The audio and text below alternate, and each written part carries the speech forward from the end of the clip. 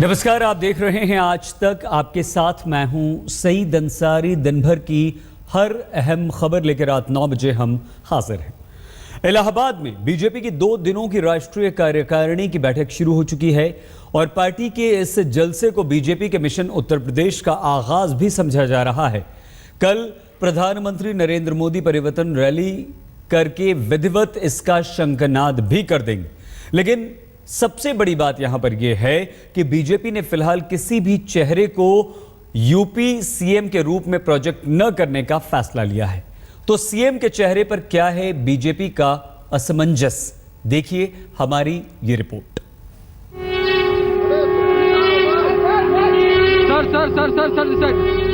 UP की सत्ता से 14 सालों से वनवास झेल रही बीजेपी संगम नगरी में अपनी दशा और दिशा पर मंथन करने जुटी है।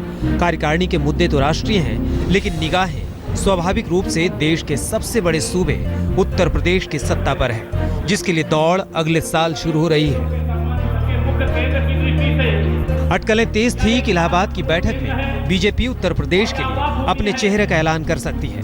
दौड़ में सबसे आगे गृह मंत्री राजनाथ सिंह को बताया जा रहा था, लेकिन सूत्र बताते हैं कि इस दौड़ में शामिल होने से राजनाथ ही हिचक गए, क्योंकि उन्हें लगता है कि वो दिल्ली में ही ठीक है।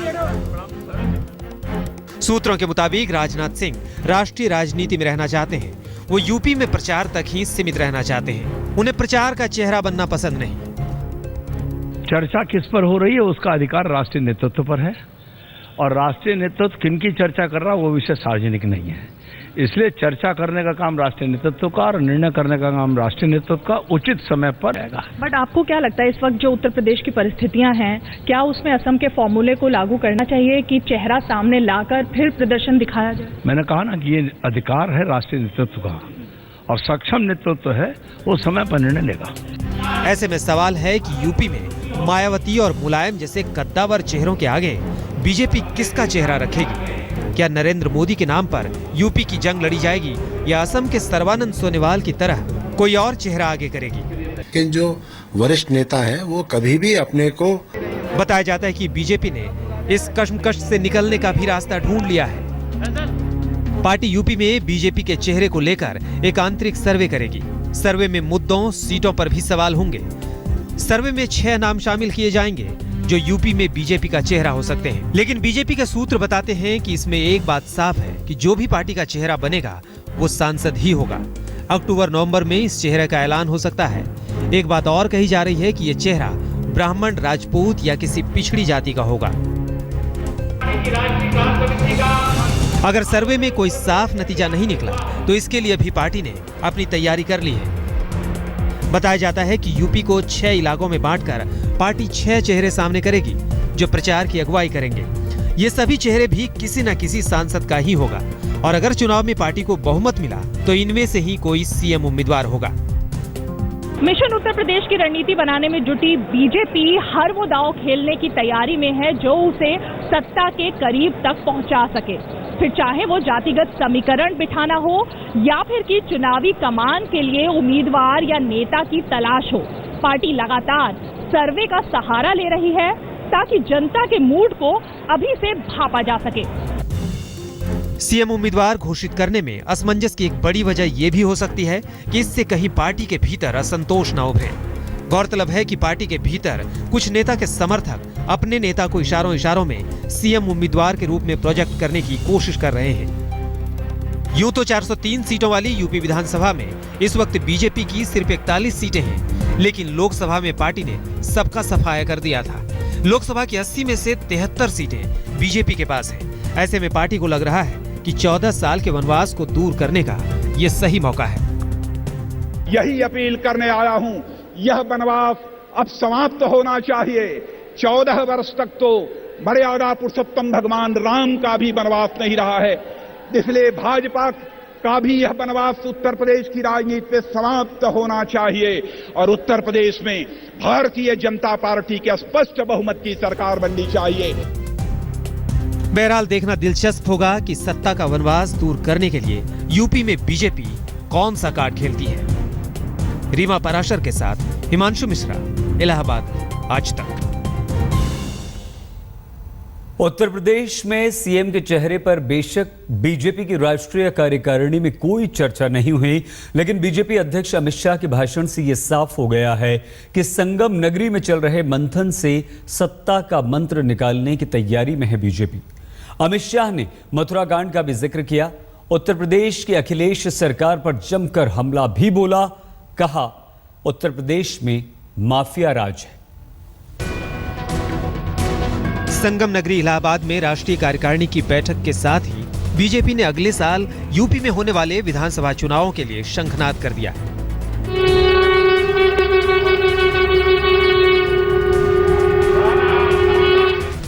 राष्ट्रीय कार्यकारिणी की बैठक में हिस्सा लेने पहुंचे प्रधानमंत्री नरेंद्र मोदी ने पदाधिकारियों को संबोधित करते हुए 2017 में होने वाली यूपी विधानसभा चुनाव के लिए जीत का मंत्र भी दिया। सूत्रों के मुताबिक प्रधानमंत्री मोदी ने पार्टी पदाधिकारियों से कहा कि हमें विपक्ष को कमजोर नहीं समझना चाहिए, वो हम पर हमला करने के लिए नए तरीके ढूंढ रहे हैं। प्रधानमंत्री ने कहा कि हमें उनको अपने काम से जवाब देना होगा। मोदी ने अपने संबोधन में कहा कि हमें अपने 11 करोड़ सदस्यों को सजा कर रखना है। हम उनके जरिए ही सरकार की उपलब्धियों को जनता तक पहुंचा सकते हैं। बीजेपी राष्ट्रीय कार्यकारिणी की बैठक के पहले दिन बीजेपी अध्यक्ष अमित शाह के संबोधन के बाद मीडिया से रूबरू हुए केंद्रीय मंत्री रविशंकर प्रसाद ने कहा कि पार्टी सरकार के 2 साल के कामकाज से काफी खुश है। 2 साल जो हमारी सरकार के परफॉर्मेंस हुए हैं, इसका थोड़ा विस्तार से जिक्र किया और उन्होंने कहा कि जो विकास पर्व हम मना रहे हैं, ये डेमोक्रेटिक गवर्नेंस में एक नया हम स्तर निर्णित कर रहे हैं। राष्ट्रीय कार्यकारिणी में अपने उद्घाटन भाषण में बीजेपी अध्यक्ष अमित शाह ने अखिलेश सरकार पर निशाना साधते हुए कहा कि यूपी में माफिया राज है। उत्तर प्रदेश की उन्होंने विशेष रूप से चर्चा की और कहा कि उत्तर प्रदेश की सरकार जिस तरह से कार्य कर रही है वो बहुत चिंता की बात है। उन्होंने कहा उत्तर प्रदेश में विकास का अभाव है, शांति समाप्त है, हिंसा का माहौल है और सरकार इसको रोकने में असफल रही है।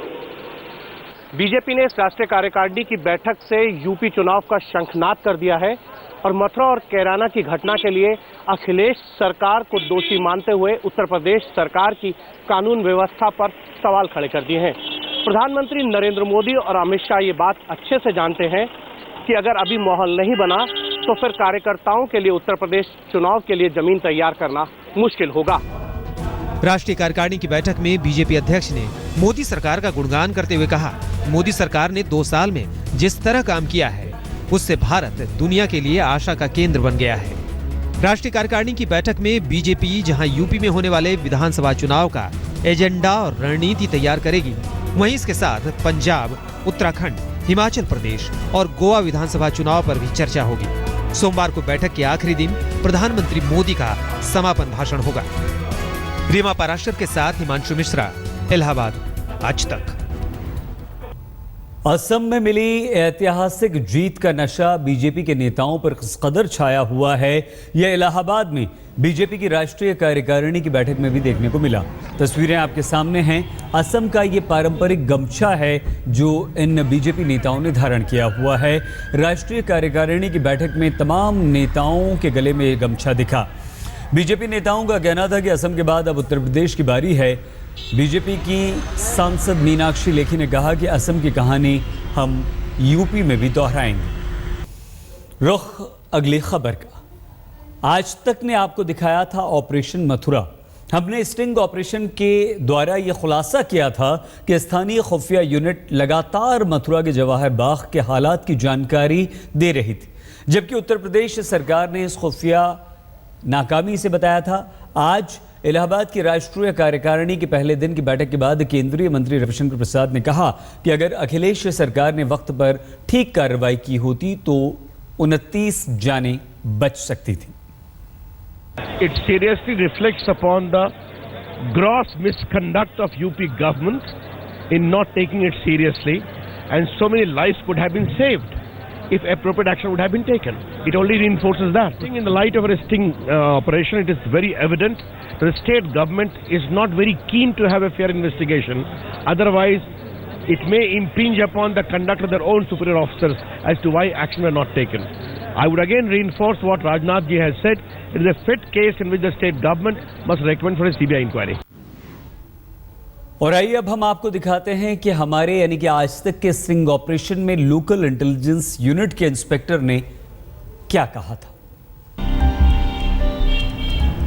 हमारे तो लिखा पढ़ी में है, हर क्यों भी का हमने कहा जो 80 प्रत्यावेदन भेजे, ड्यू लेटर होते हैं ना जो यो नोट्स 80 भेजे हैं, 80 करीब 250-300 पन्ने की है रिपोर्ट हमारी, अलग अलग डेटों में के महीने में 4 भेजे, कभी 5 भेजे, जब जैसी घटना परिस्थितियाँ आई वैसे मैंने लिखता भेजता रहा, जमानत में आशंका व्यक्त करता रहा, लेकिन किसी ने उसकी तरफ ध्यान नहीं दिया।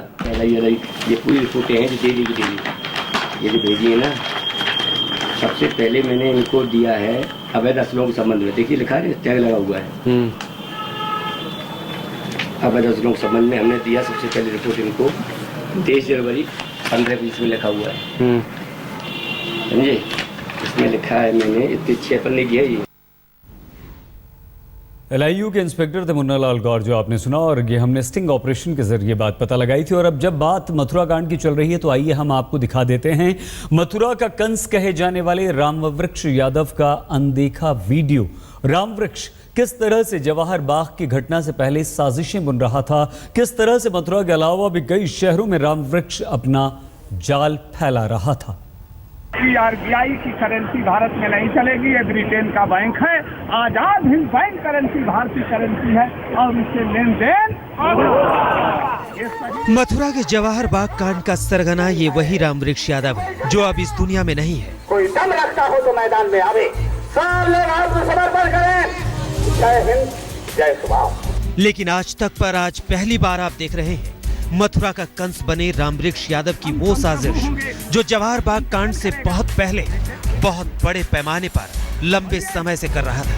इस बात को सिक्का दीजिए, अवैध चुनाव होने जा रहा है और सुप्रीम कोर्ट जो बैठी है उसका भी चैलेंज होगा, ये चुनाव अवैध है।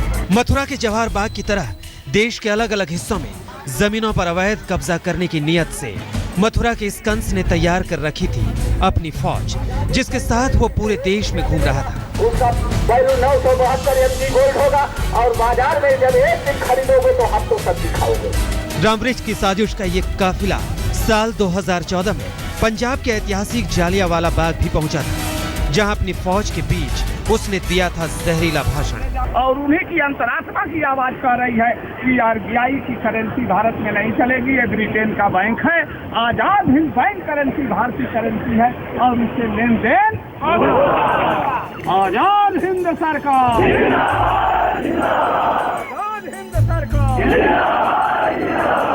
पंजाब के ऐतिहासिक जलियांवाला बाग से रामवृक्ष ने लोगों को अवैध कब्जे के लिए उकसाने और सरकार प्रशासन से भिड़ने को तैयार रहने का जहर बोया था। यही सरकार, आजाद हिंद सरकार, शहीदों की सरकार, ब्रिटिश इंडिया गवर्नमेंट। रामवृक्ष का नापाक मकसद साफ था, पूरे देश में घूम घूम कर ज्यादा से ज्यादा समर्थक जुटाना, उसके बाद किसी एक जगह पर कब्जा जमाना।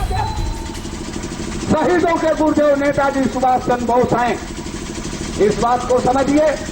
और जब वो शहीदों के गुरुदेव नेताजी सुभाष चंद्र बोस का फार्मूला आएगा, सुन लीजिए, तो ये धर्म नगरी में जनता आ रही है, ये धर्म की पीठ पर, गुरु की पीठ पर लोग बैठे हुए हैं और ये आशीर्वाद दे रहे हैं और जनता यहाँ भिखारी बनी हुई है।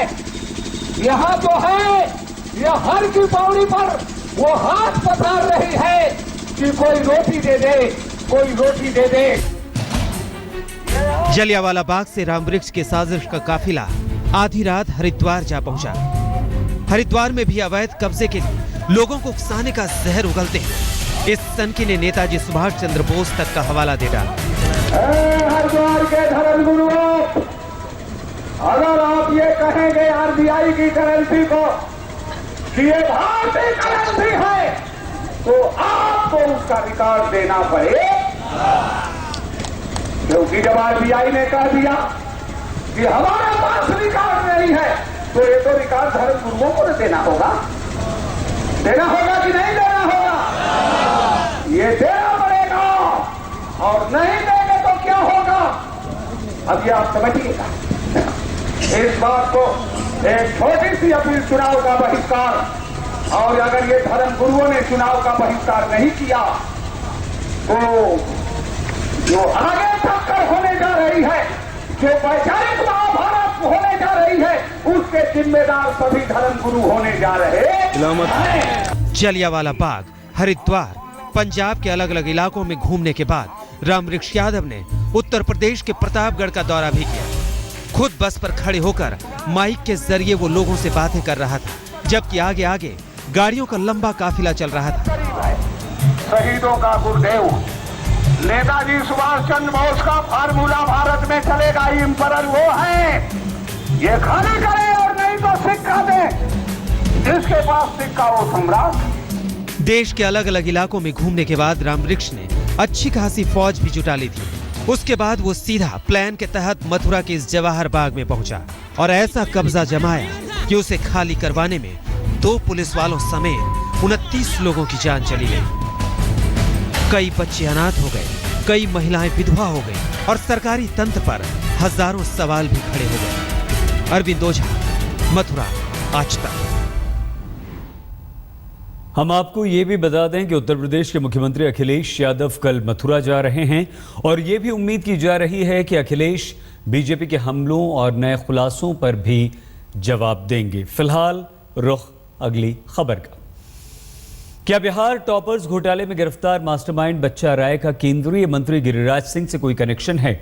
यह आरोप किसी और ने नहीं बल्कि बिहार के उप मुख्यमंत्री तेजस्वी यादव ने लगाया है। तेजस्वी यादव ने ट्विटर पर दोनों की तस्वीरें जारी की हैं। उधर एसआईटी ने इस मामले में पूर्व बोर्ड अध्यक्ष लालकेश्वर प्रसाद की पत्नी उषा सिन्हा को भी आरोपी बना लिया है।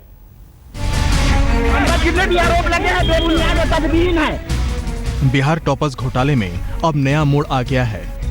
बिहार के डिप्टी सीएम तेजस्वी यादव का आरोप है कि घोटाले का मास्टरमाइंड बच्चा राय केंद्रीय मंत्री गिरिराज सिंह का करीबी है।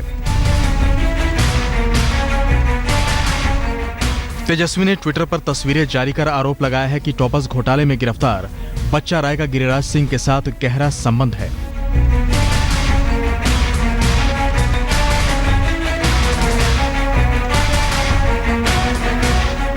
तेजस्वी ने ट्विटर पर लिखा है, प्रधानमंत्री के मनपसंद मंत्री टॉपर्स घोटाले के आरोपी बच्चा राय और उसके पिता के साथ साथ दिख रहे हैं। केंद्रीय मंत्री से मिल रहे हौसले के कारण ही बच्चा राय के कॉलेज में ये सारा खेल चल रहा था।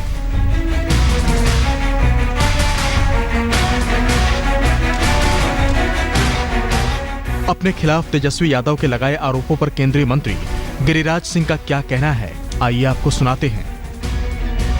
हम लोग तो जाते ही रहते हैं, कोई कार्यक्रम में बुलाता है, किसी के कार्यक्रम में जाते हैं। हम क्या जानते हैं कि घोटाला हो रहा है? तो घोटाला उनके सरकार में हुई, अध्यक्ष उन्होंने बनाया और खेत खाए गधा मार खाए जोड़ा। इसलिए लालू जी का भी फुटैया कर दें उप मुख्यमंत्री जी।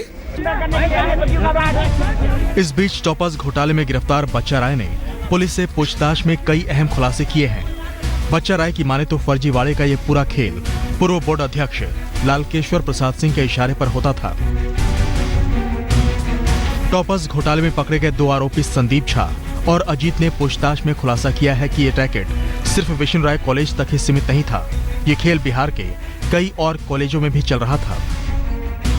पुलिस को छापेमारी के दौरान दोनों आरोपियों के घर से संस्कृत बोर्ड की कई कॉपियां भी मिली हैं, जिसमें फेल हुए छात्र को पैसे लेकर पास कराने की बात सामने आई है। एसआईटी जांच की अगुवाई कर रहे पटना के एसएसपी मनु महाराज की माने तो इस घोटाले में लालकेश्वर प्रसाद सिंह की पत्नी उषा सिन्हा भी शामिल हैं। पुलिस ने जेडीयू की विधायक रह चुकी उषा सिन्हा को भी घोटाले का सह आरोपी बनाया है।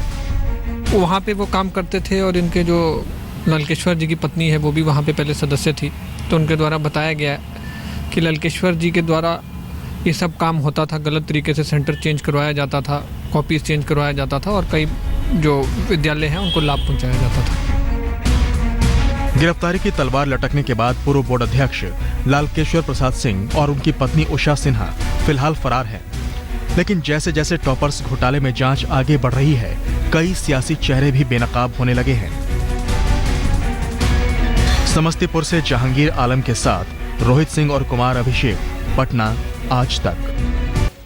बीएसएफ ने पाकिस्तान की एक बड़ी साजिश को नाकाम कर दिया है। पंजाब के फजलका में बीएसएफ ने सीमा पार से घुसपैठ की कोशिश कर रहे 2 स्मगलर्स को मार गिराया। 15 किलो हेरोइन बरामद की। गोलीबारी में एक स्मगलर जख्मी हुआ, जिसे बीएसएफ ने पकड़ लिया। गिनती कर लीजिए, पूरे 15 पैकेट। पीले रंग के इन पैकेटों में है उड़ते पंजाब का सामान। जी हाँ, ये हेरोइन से भरे पैकेट हैं। हर पैकेट में 1-1 किलो हेरोइन। बाजार में इसकी कीमत 75 करोड़ रुपए है। बीएसएफ ने नशे की इस खेप को बरामद किया है 2 पाकिस्तानी स्मगलरों को मारकर, जो शनिवार देर रात फाजिल्का के सियान इलाके में घुसपैठ की कोशिश कर रहे थे। करीब 17 राउंड हुई गोलीबारी में एक पाक तस्कर जख्मी भी हुआ है, जिसका इलाज फाजिल्का के अस्पताल में चल रहा है। रात के टाइम में तस्करों का मूवमेंट हुआ और इन्होंने यहाँ पे पाइप मेथड से हेरोइन स्मगल करने की कोशिश की। जो बीएसएफ की फायरिंग है उसमें जो सुबह चेक किया गया तो 2 स्मगलर पाकिस्तान के मारे गए, 1 स्मगलर घायल हो गया। स्मगलरों के पास से 15 किलो हेरोइन के अलावा 2 पिस्टल और 1 बंदूक बरामद हुई है। जख्मी स्मगलर से पूछताछ में और भी खुलासे की उम्मीद है। घुसपैठ की कोशिश कर रहे तस्कर सिर्फ नशे के सौदागर थे या फिर उनकी कोई और साजिश भी थी? आज तक